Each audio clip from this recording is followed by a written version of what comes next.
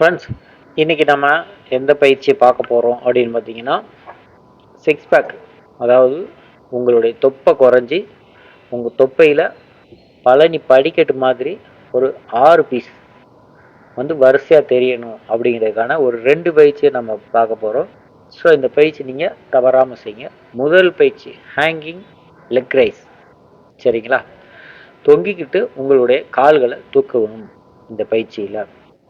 அதாவது நீங்கள் எப்படி எதில் தூங்கலாம் அப்படின்னு பார்த்தீங்கன்னா, நீங்கள் ஜிம்மாக இருக்கலாம், இல்லை நீங்கள் வீட்டில் செய்யக்கூடிய ஆட்களாக கூட இருக்கலாம்.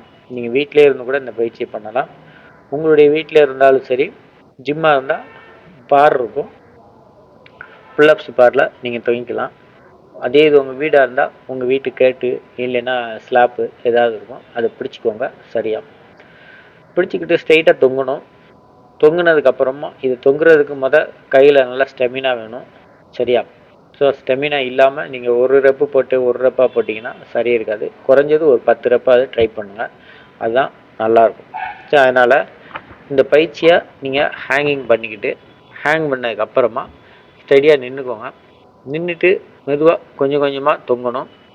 உங்களுடைய கால்களை ரைஸ் பண்ணணும் அந்த இடத்துல இருந்து. இதை பார்த்தீங்கன்னா தெரியும் வீடியோவில். இந்த மாதிரி உங்கள் கால்களை அப்படி மெதுவாக தூக்கணும்.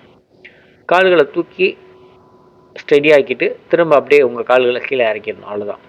உங்கள் இதில் இந்த மாதிரி நம்ம தொங்குற போது உங்களுடைய முதுகு ரொம்ப பேக்கில் போகக்கூடாது. பொதுவாக வந்து உங்களுடைய உடல் அமைப்பு வந்து பேக்கில் ரொம்ப போகக்கூடாது. லேசாக ஆடும், அதுக்காக அதிகமாக ஆடக்கூடாது. அதை வந்து நீங்கள் கவனமாக இருக்கணும் அந்த விஷயத்தில். ஸோ அதுக்கு என்ன பண்ணணும் அப்படின்னா, நீங்கள் வந்து ஸ்லோவாக தூக்கணும். ஒரு ஃபோர்ஸில் தூக்குனீங்க அப்படின்னா ஆடத்தான் செய்யும். ஸோ அந்த மாதிரி நீங்கள் ஃபோர்ஸ் வந்து நீங்கள் அதிகப்படுத்தாதீங்க உங்கள் உடலில். மெதுவாக உங்களுடைய இடுப்புலேருந்து உங்கள் கால்களை தூக்குறதுக்கு முயற்சி பண்ணுங்கள் இந்த பயிற்சி பண்ணும்போது. இதுக்கு அடுத்த பயிற்சி என்ன அப்படின்னு பார்த்தீங்கன்னா, கீழே படுத்துக்கிட்டு லேயிங் க்ரன்ச்சஸ். இந்த க்ரன்ச்சஸ் வந்து நார்மலான க்ரன்ச்சஸ் தான். இதுதான் பெஸ்ட்டு க்ரன்ச்சஸ் ஒர்க் அவுட்டு. இந்த ஒர்க் அவுட்டு தான் உங்களுடைய வயிற்றில் இருக்கக்கூடிய அந்த 6 பீஸ் இருக்குது பார்த்தீங்களா, அந்த பீஸை உருவாக்கக்கூடிய ஒரு சூப்பரான ஒரு பயிற்சி. இந்த பயிற்சியை பண்ணும் பொழுதும் இதே போல் ஒரு ஸ்டூலில் நீங்கள் கால் வச்சுக்கலாம். அப்படி இல்லை நீங்கள் வீட்டில் பண்ணுறதா இருந்தால் உங்கள் கட்டிலில் உங்களுடைய கால்களை வச்சுக்கோங்க. இல்லை ஒரு சின்ன ஸ்டூல், ஒரு 1.5 அடி அந்த அளவுக்கு இருக்கிற மாதிரி ஒரு ஸ்டூல் வந்து எடுத்துக்கோங்க. அந்த ஸ்டூலில் உங்கள் கால்களை வச்சுட்டு கீழே நல்லா படுத்துக்கோங்க. படுத்துக்கிட்டு நீங்கள் எந்திரிக்கணும். இதே போல் மெதுவாக எழுந்திரிங்க. ஒவ்வொரு முறையும் வந்து ஒரு 15 டைம் செய்கிற மாதிரி இந்த பயிற்சியை நீங்கள் பார்த்துக்கோங்க. இந்த பயிற்சி முடித்ததுக்கப்புறமா, சரிங்களா, இந்த பயிற்சி முடித்ததுக்கப்புறமா மீண்டும் வந்து நம்ம அந்த ஹேங்கிங் லெக் ரைஸ் தான் பண்ண போகிறோம். இது வந்து ஸ்டிச்சு. ஸோ உங்கள் வயிறு ரொம்ப டைட்டாக பிடிக்கிற மாதிரி இருந்ததுன்னா அந்த மாதிரி உங்கள் உடல் அமைப்பை வந்து லேசாக பேக்காக உங்களுடைய முதுகு பாகத்தை வந்து தூக்குனீங்கன்னா ஸ்ட்ரைட் ஆகிடும் முதுகு பின்பக்கமாக. அப்போ உங்களுக்கு வயிறு வலிக்காது, முதுகு நல்லா ஃப்ரீ ஆகிடும். ஸோ அதற்காக அந்த இதை நீங்கள் பண்ணிக்கலாம், தப்பு கிடையாது.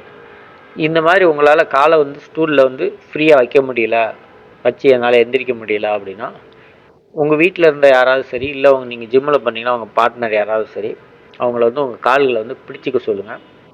காலை பிடிச்சிக்கிட்டு நீங்கள் வந்து எந்திரிக்கணும். அவங்க வந்து உங்கள் காலை பிடிச்சிக்கலாம்.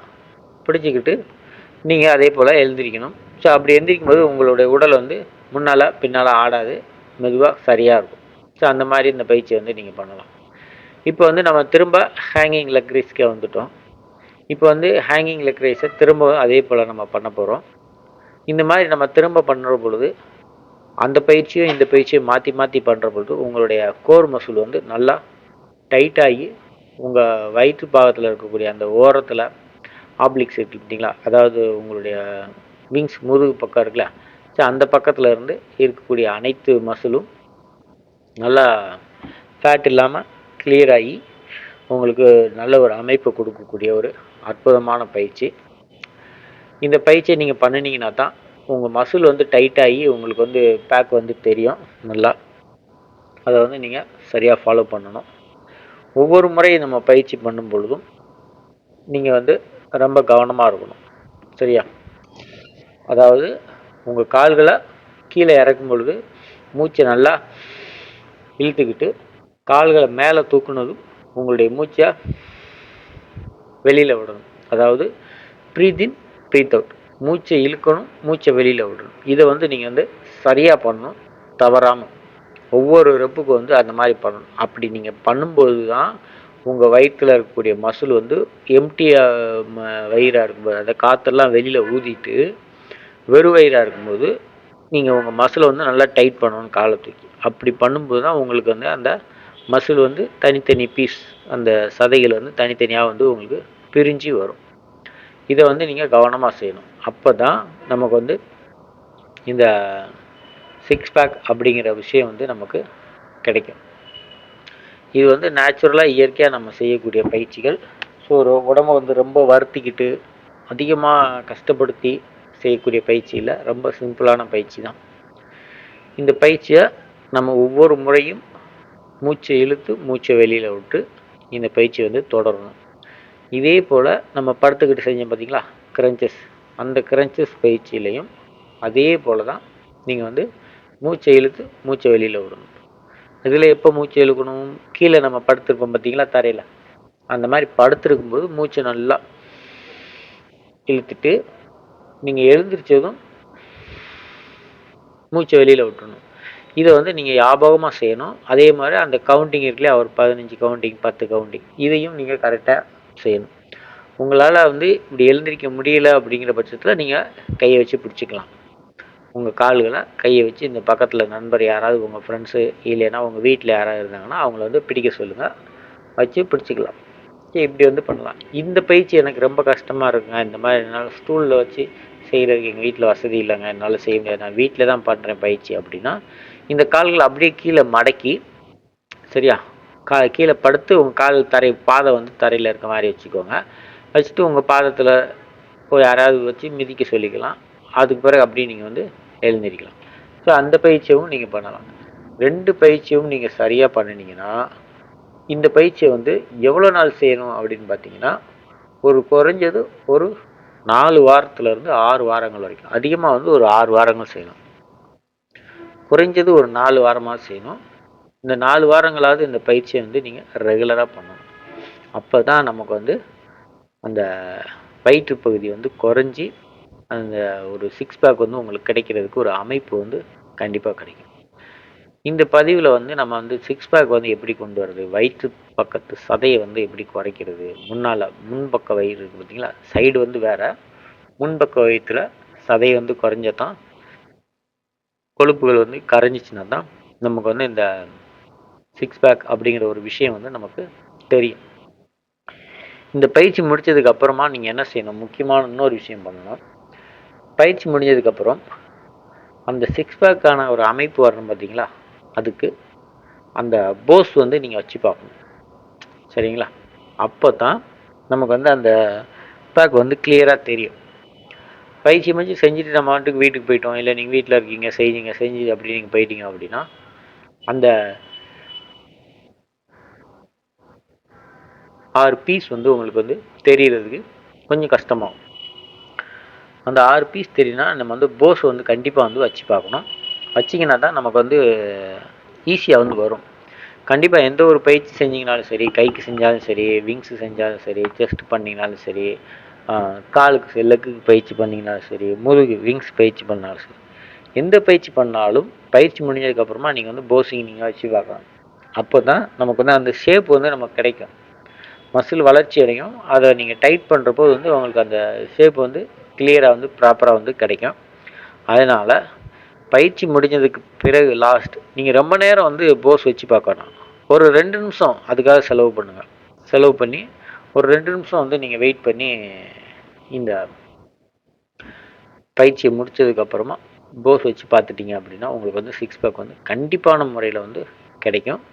இந்த ஒர்க் அவுட் வந்து ரொம்ப ஈஸியான பயிற்சி தான், இருந்தாலும் ரொம்ப இருக்கிறதுலே பெஸ்ட் ஒர்க் அவுட் தான் சொல்லணும் வயிறுக்கு. ஸோ அந்த மாதிரி ஒரு பயிற்சி, நிறைய பயிற்சி வந்து சொல்லி தருவாங்க. அதை விட இந்த பயிற்சி வந்து இந்த 2 செஞ்சிங்கனாலேவும் உங்களுக்கு வந்து பேக் வந்து கண்டிப்பாக வந்து கிடைக்கும். தவறாமல் பயிற்சி வந்து செய்கிறதுக்கு முயற்சி பண்ணுங்கள். சிக்ஸ் பேக் வேணும்னு நினைக்கிறவங்க எல்லாருமே இந்த பயிற்சி வந்து நீங்கள் பார்க்கலாம். சரியா, அதே போல் ஒவ்வொரு முறையும் நான் சொன்ன மாதிரி ஃபாலோ பண்ணுங்கள். Breath in breathe அவுட்டை. அது மாதிரி உணவு விஷயத்தில் வந்து நீங்கள் ரொம்ப கவனமாக இருக்கணும். ஏன்னா எவ்வளோதான் நம்ம பயிற்சி பண்ணாலும் உணவு சரியில்லைன்னா சிக்ஸ் பேக் வந்து வராது. ஏன்னா பயிற்சி முடிச்சுட்டு நீங்கள் வாட்டி வீட்டில் போயிட்டு ரோட்டில் போயிட்டு கடையில் பரோட்டா சாப்பிட்றேன் வேறு ஏதாவது சாப்பிட்றேன் அப்படின்னு அடித்து சாப்பிட்டுக்கிட்டு இருந்தீங்கன்னா கண்டிப்பான முறையில் வந்து உங்களுக்கு வந்து சிக்ஸ் பேக் வரதுக்கு வாய்ப்பு இல்லை. அதனால் உணவு விஷயத்தை வந்து நீங்கள் ரொம்ப கவனமாக இருக்கணும் ஃபுட்டில். சரியா? தேவையில்லாத உணவெல்லாம் எடுக்காதீங்க. புரதம் வந்து அதிகமாக இருக்க மாதிரி பார்த்துக்கோங்க. அப்போ தான் நமக்கு வந்து பேக் வந்து கிளியராக சீக்கிரமாக கிடைக்கும் இந்த விஷயத்தில். சரியா? உணவை ரொம்ப கவனம். இந்த வீடியோ பதிவு வந்து உங்களுக்கு ரொம்ப பிடிச்சிருக்குன்னு நினைக்கிறேன். சரியாக இருக்கும். இதை ட்ரை பண்ணி பாருங்கள். ட்ரை பண்ணி பார்த்துட்டு ரிசல்ட் எப்படி இருக்குன்னு கீழே கமெண்டில் சொல்லுங்கள். இது போல் உங்களுக்கு வேறு ஏதாவது சந்தேகங்கள், வேறு ஏதாவது மசிலுக்கான பயிற்சிகள் தேவைப்பட்டால் நீங்கள் வந்து கீழே கமெண்ட் பண்ணுங்கள். உங்களுக்கு வந்து அடுத்த ஒரு வீடியோ பதிவு எப்படி பண்ணணும், பயிற்சி எந்த மாதிரி செய்யணும் அப்படிங்கிறத ஒர்க் அவுட் பண்ணிக்கிட்டு அதற்குரிய விளக்கம் எல்லாம் தெளிவாக நம்ம வந்து அடுத்த ஒரு பதிவில் வந்து உங்களுக்கு கொடுக்குறோம். இந்த வீடியோ பார்த்த எல்லாருக்குமே நன்றி. உங்கள் நண்பர்களுக்கு மறக்காமல் ஷேர் பண்ணி விடுங்க. உங்கள் ஃப்ரெண்ட்ஸுங்க எல்லோரும் சப்போர்ட் பண்ணுங்கள் சேனலை. நீங்கள் சப்போர்ட் பண்ண தான் நம்ம வந்து சேனலில் வந்து நிறைய பதிவுகள் வந்து கொடுக்க முடியும். புதுசாக வந்து கொடுக்க முடியும். ஏதாவது டவுட் இருந்துச்சுன்னா கேளுங்க. அப்போனா தான் வந்து நம்ம புது பதிவு வந்து இதில் வந்து வெளியிட முடியும். நல்லா உங்களுக்கு என்ன விஷயம் வேணுமோ அந்த விஷயத்தை வந்து கேளுங்க. இந்த வீடியோ பார்த்த அனைவருக்கும் நன்றி நண்பர்களே. மீண்டும் வந்து நன்றி சொல்லிக்கிறேன். நன்றி நன்றி நன்றி.